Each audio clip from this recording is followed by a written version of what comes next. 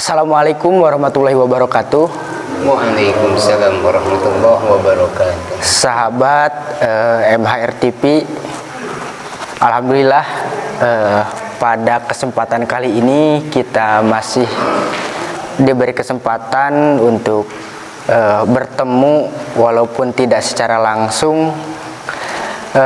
Kali ini saya sedang bersama Kang Ustadz ya, Kang Ustadz Cep Entus.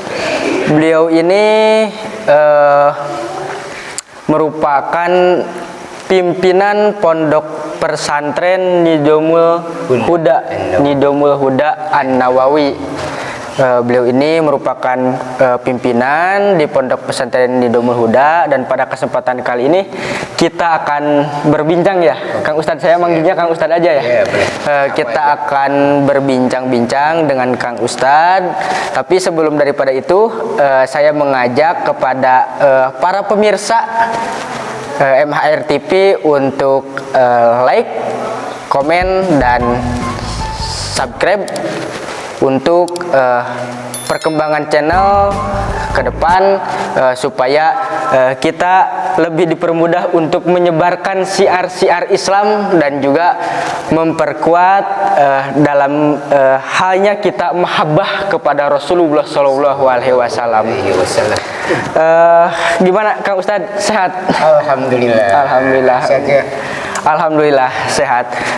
Mungkin sekarang di bulan Ramadan ini lagi sibuk ya di pesantren.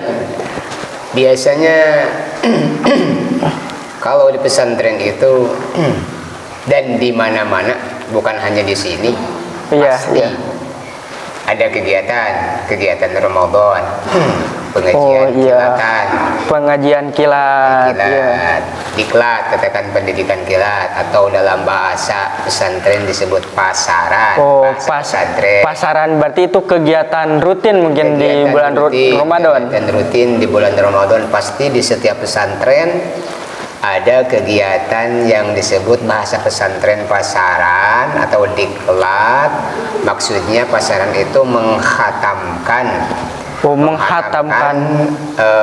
kitab dalam waktu tertentu. Misalkan satu bulan penuh itu? Enggak,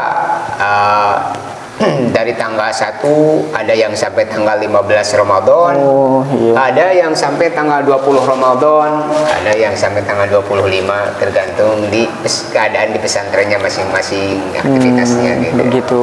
Ya itu, biasanya seperti itu. Tapi biasanya itu kitab yang dikajinya itu kitab apa saja? Macam-macam. Ya, macam-macam, tergantung pesantren, tergantung masing-masing pesantrennya. Kalau di sini alhamdulillah di bulan Ramadan ini mengkaji kitab Hadratus Syekh Kiai Haji Hasyim Asy'ari, yaitu Adabul Alim wal Muta'alim.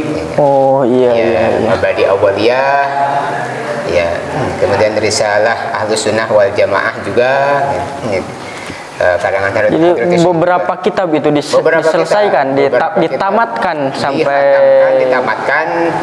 sampai tanggal 20 gitu. Insyaallah sampai tanggal 20 Ramadan. Alhamdulillah, berarti sangat luar biasa sekali pemirsa. Para santri dan juga Kang Ustadznya mungkin tidak kenal lelah untuk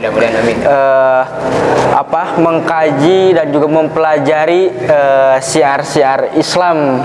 Jadi sahabat, sangat luar biasa, ini perlu dibanggakan, terkhusus mungkin di Cianjur, kota santri begitu. Kota santri itu kita perlu bangga akan hal itu. Tapi ini Kang Ustadz, karena kita kan di bulan Ramadan sekarang, mungkin ini kita akan berbincang-bincang mengenai bulan Ramadan. Sebelumnya ini juga karena memang tim sudah share di Instagram sebelumnya, kita buka pertanyaan seputar Ramadan. Nanti disampaikan, akan kita pertanyakan kepada Kang Ustadz yang notabene-nya kesehariannya di pesantren ini, dikira akan lebih relevan begitu untuk disampaikan pertanyaannya.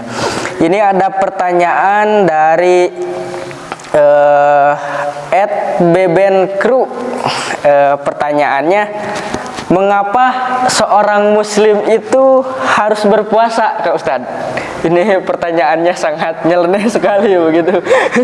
Kenapa seorang muslim itu harus berpuasa? Oke, baik, terima kasih kepada sang penanya Beben Kru. Iya, Beben Kru. Mengapa seorang muslim itu harus berpuasa katanya? Puasa.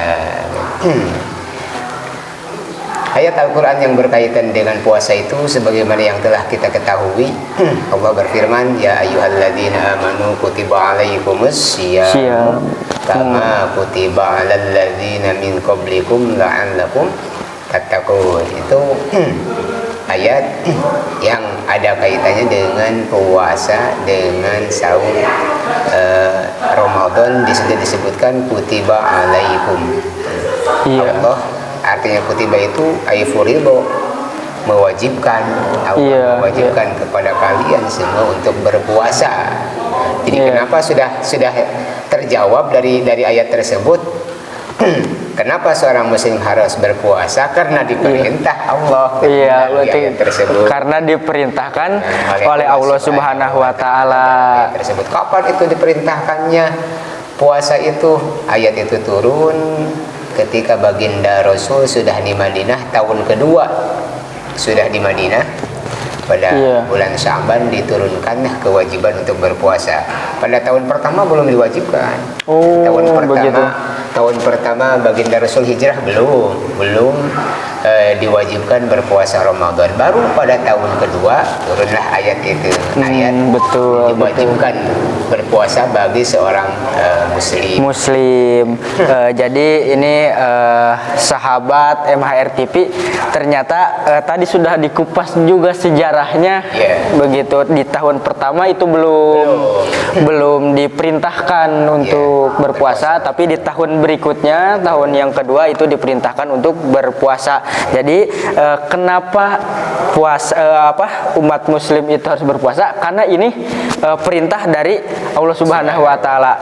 Tapi ada juga Kang Ustadz yang berargumentasi begini, bahwa puasa itu supaya kita merasakan orang miskin yang tidak bisa membeli makan begitu. Kalau seperti itu ada pendapat seperti itu, bagaimana Kak Ustadz tanggapannya? Pendapat seperti itu maksudnya hikmah dibalik pelaksanaan puasa. Oh, berarti itu masuknya pada hikmah begitu Kak Ustadz. Kenapa kita melaksanakan puasa? Jadi bukan ditanyakan apa sebabnya sih, tapi tanyakan apa hikmahnya. Oh, apa hikmahnya? Sebab-sebabnya harus berpuasa, tapi hikmah dibalik berpuasa itu apa? Kita turut merasakan hikmah dari berpuasa itu. Di antara hikmahnya kita turut merasakan apa yang dirasakan oleh orang-orang yang berada pada level, katakan Allah menciptakan seorang hambanya pada level serba kekurangan, pada level serba kekurangan, maka Allah pun memberi keadilannya Allah semua rata. Bagaimana caranya? Bagaimana supaya bisa merasakan seperti apa yang dirasakan oleh orang seperti tersebut. Oh iya. Jadi begitu sahabat, kita itu jangan mempertanyakan apa sebabnya begitu, tapi apa hikmahnya di balik berpuasa itu, apa hikmahnya kita bisa merasakan apa yang dirasakan orang yang tidak mampu membeli makan dan lain sebagainya, sehingga akhirnya kita mungkin akan bersyukur begitu. Timbul dari situ syukur, saling berbagi. Jadi ujung-ujungnya akan bertumpu pada kebaikan. Begitu mungkin ya Kang Ustadz. Oke, kita lanjut lagi nih Kang Ustadz. Pertanyaan yang kedua ini. Ini dari Linda RFZ. Ini kayaknya perempuan Kang Ustadz. Dari perempuan. Apa hubungan antara takwa dengan puasa katanya? apa hubungan antara takwa dengan puasa katanya Kang Ustadz. Baik. Takwa itu secara umum, pengertian umum kita sudah mengetahui melaksanakan perintah Allah dan menjauhi larangannya. Betul. Ketika kita melaksanakan perintah Allah, di antara perintah Allah itu berpuasa, supaya kita ini digolongkan menjadi orang-orang yang bertakwa. Disebutkan la'allakum tattaqun. Oh iya betul. Jadi nyambung pada ayat yang tadi ya, Ustaz. Takut supaya digolongkan menjadi orang-orang. Kalian itu menjadi orang-orang yang bertakwa. Takwa itu tadi disebutkan menjalankan perintahnya, menjauhi larangannya. Jadi kan secara otomatis apabila kita melaksanakan puasa begitu, itu kita termasuk orang-orang yang bertakwa karena digolongkan menjadi orang-orang yang bertakwa karena memenuhi perintah Allah dan juga menjauhi larangannya. Yes, betul sekali. Kita lanjut saja Kang Ustadz. Ini masih ada 3 pertanyaan lagi. Masih ada 3 pertanyaan lagi. Ini pertanyaan yang ketiga dari @sesukamu ID. Sesukamu ID. Ya, ini @sesukamu ID. Pertanyaannya, apa saja yang menjadi keistimewaan di bulan Ramadan katanya? Yang istimewa di bulan Ramadan itu apa katanya Kang Ustaz? Tentunya kalau berbicara keistimewaan di bulan Ramadan ini sebagaimana yang telah diketahui itu disebut sebagai Sayyidus Syuhur. Apa itu Sayyidus Syuhur? Artinya rajanya bulan. Wah, luar biasa. Raja ya, betul. Luar biasa ternyata ya. Raja lah. Bagaimana sih keistimewaan raja? Iya. Sayyidus Syuhur tuh. Dan namanya aja itu Ramadan disebut Sayyidus Syuhur. Kalau rajanya hari kan hari Jumat. Oh iya.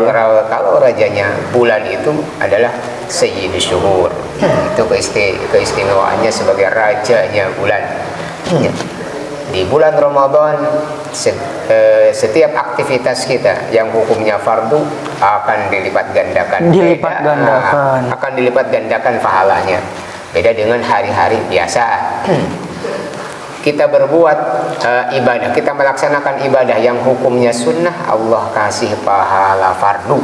Ya enggak? Allah kasih pahala. Itu yang sunnah dikasih pahala fardu. Yang fardu dilipat gandakan. Itu di bulan Ramadan. Itu di bulan Ramadan. Itu diantaranya sebagian kecil dari keistimewaan bulan Ramadan. Dan ada peristiwa-peristiwa besar juga yang terjadi di bulan Ramadan. Apa saja itu Kang Ustaz peristiwa besar di bulan Ramadan? Besar yang terjadi di bulan Ramadan. Kalau kita melihat sejarah, menengok sejarah ke belakang, dulu terjadi perang Badar. Kapan itu? Bulan Ramadan. Perang Badar bulan Ramadan. Iya, perang Badar. Lagi puasa perang. bulan Ramadan itu bulan Ramadan. Apalagi nuzulul Quran. Ada nuzulul Quran. Ada nuzulul Quran. Itu nuzulul Quran itu kan secara harfiah artinya diturunkannya Al-Quran. Itu dimulainya dari Ramadan. Makanya selalu diperingati ada peringatan nuzulul Quran. Itu di bulan Ramadan. Di antara daripada keistimewaan di bulan Ramadan. Ada juga yang disebut dengan Lailatul Qadar. Ada Lailatul Qadar. Lailatul Qadar itu Lailatul Qadri khairum min alfi syahr, disebutkan dalam surat Al-Qadar. Artinya apa itu Kang Ustaz? Lailatul Qadar itu lebih baik daripada 1000 hari, 1000 bulan. 1000 bulan. Lebih dari 83 tahun. Kita melaksanakan ibadah pas kebetulan malam itu malam Lailatul Qadar sama dengan 83 tahun. Sebenarnya ya, kita belum tentu mencapai usia 80 gitu ya. Belum. Iya. Kadang-kadang kan ada usia udah 15 tahun, begitu kadang baru lahir kadang-kadang Kak Ustaz, itu udah ya meninggal dunia gitu kan, tidak tahu kita, belum sekali. tentu kita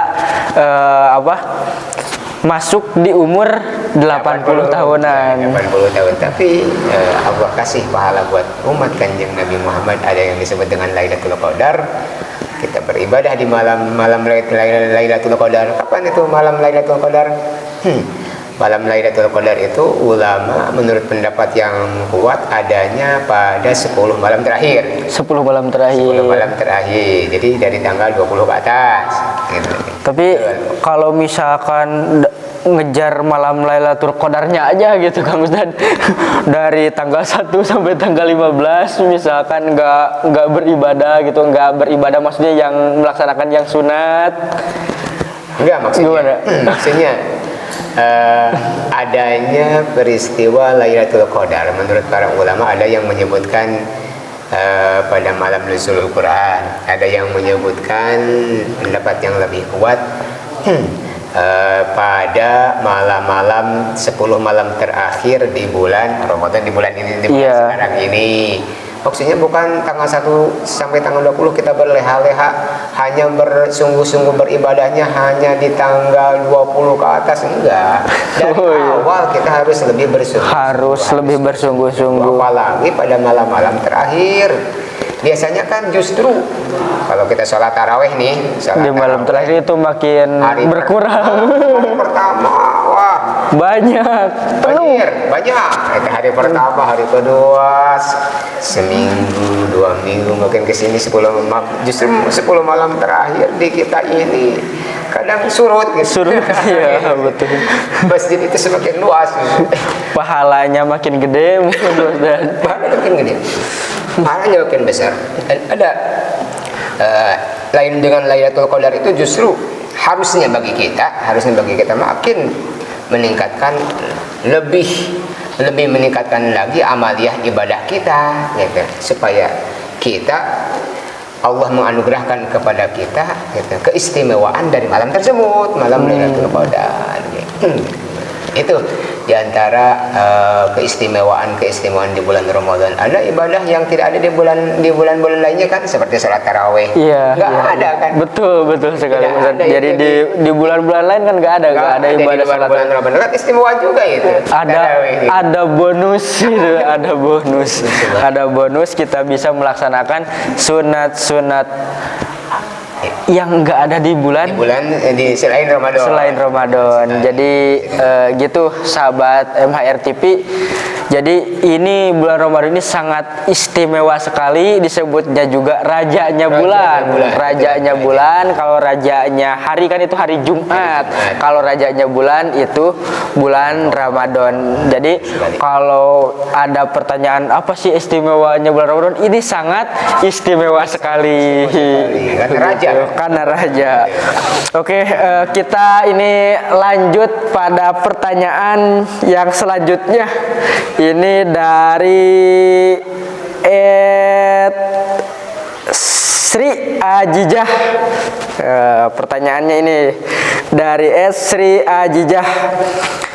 Ada peristiwa apa yang terjadi di bulan Ramadan? Kali ini udah dijawab ya tadi, udah disebutkan. Ada peristiwa ini tadi udah disebutkan, sahabat tadi udah disebutkan tadi kita yang ada di bulan Ramadan tadi ada apa? Nuzulul Quran, ada malam Lailatul Qadar, kan menyebutkan itu perang Badar di bulan Ramadan. Jadi ini sudah terjawab ya.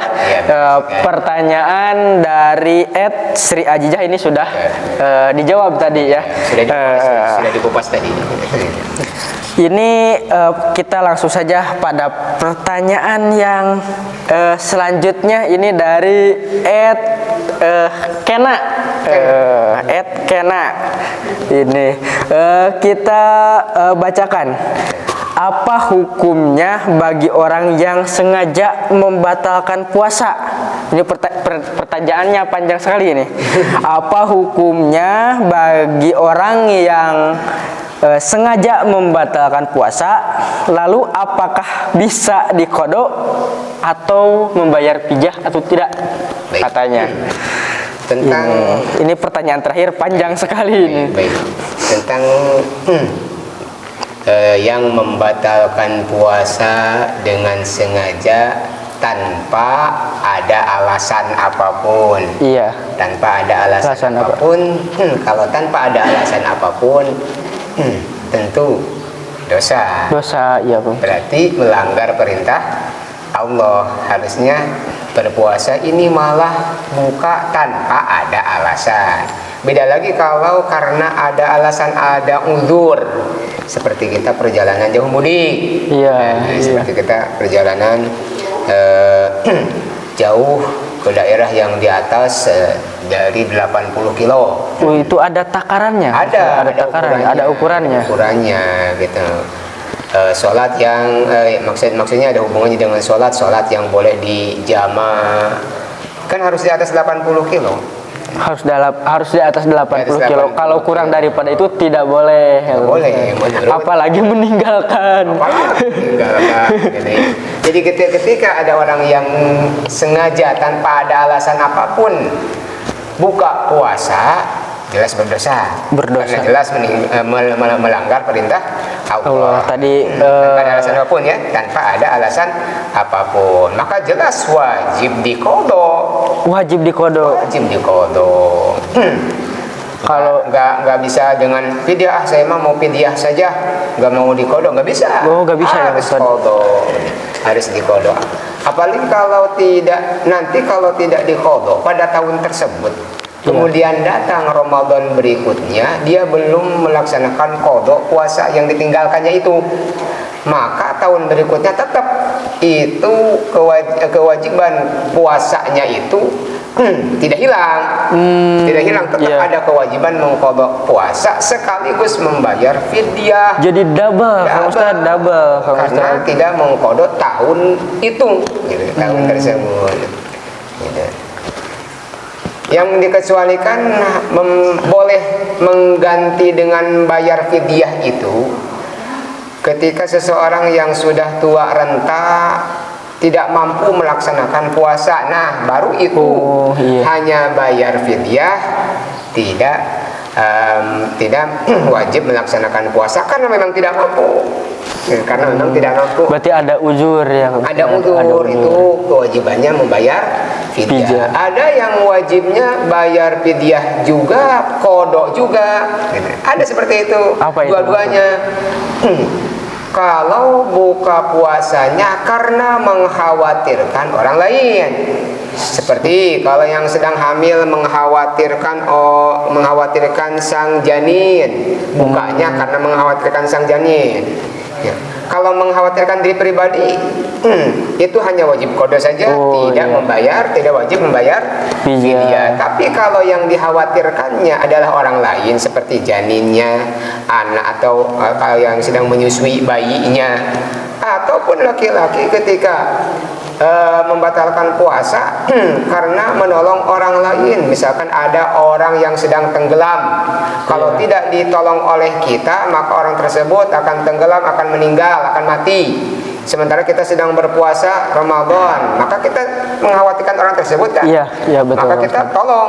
Tentu kalau kita nyebur pastikan ada yang masuk ke lubang anggota badan kita jadi batal, maka itu kewajiban orang tersebut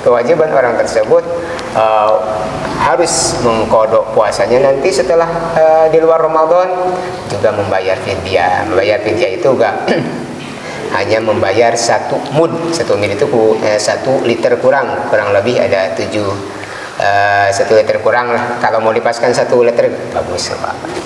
Jadi ada fidyah juga ada ukurannya. Ada ukuran. 1 mud ya. 1 mud setiap hari. Jadi diantaranya penjelasan tentang yang wajib qodho, yang fidyah ya qodho juga, ya fidyah juga. Gitu. Tadi kembali ke masalah pertanyaannya, menyengaja dengan sengaja membatalkan puasa.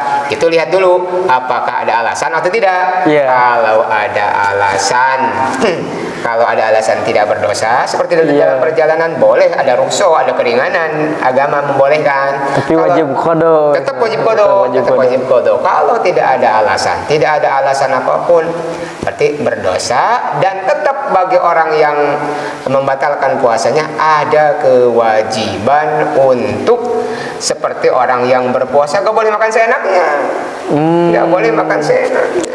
Sekalipun mungkin kita ada udur, gak kuat puasa, gitu. Kalau mau buka puasa kita gak boleh seenaknya. Gak boleh seenaknya makan di depan orang yang sedang berpuasa, enggak.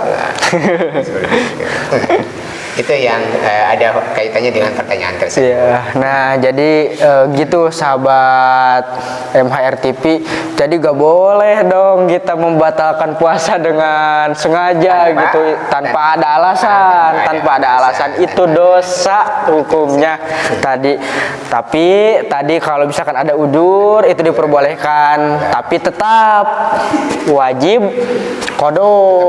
Tetap wajib qada seperti orang sakit. Orang sakit tidak kuat untuk berpuasa boleh, tapi bukan bayar dengan fidyah. Tetap nanti kalau sudah sehat, nanti tetap mengkodok puasanya, mengganti puasanya seperti itu. Ya, jadi begitu sahabat-sahabat, tadi sudah 5 pertanyaan. Mungkin terima kasih ini Kang Ustadz. Sudah 5 pertanyaan, kita tutup aja. Terima kasih Kang Ustadz atas ilmunya yang sudah diberikan. Tadi sangat luar biasa sekali, sampai mengulas sejarah, tadi mengulas hukum dan lain sebagainya. Ini sangat berharga sekali. Dan juga untuk sahabat-sahabat yang ada di rumah, pantengin terus channel MHR TV, karena nanti besok lusa juga kita akan kembali upload di program yang sama, karena ini program spesial di bulan Ramadan 1443 Hijriah dalam program kuliah Ramadan atau disingkat jadi kurma, Ustadz. Kurma kuliah Ramadan. Mungkin itu saja untuk pertemuan kali ini. Mungkin nanti kita bertemu lagi di lain kesempatan dan lain waktu. Sekian, wassalamualaikum warahmatullahi wabarakatuh. Waalaikumsalam warahmatullahi wabarakatuh.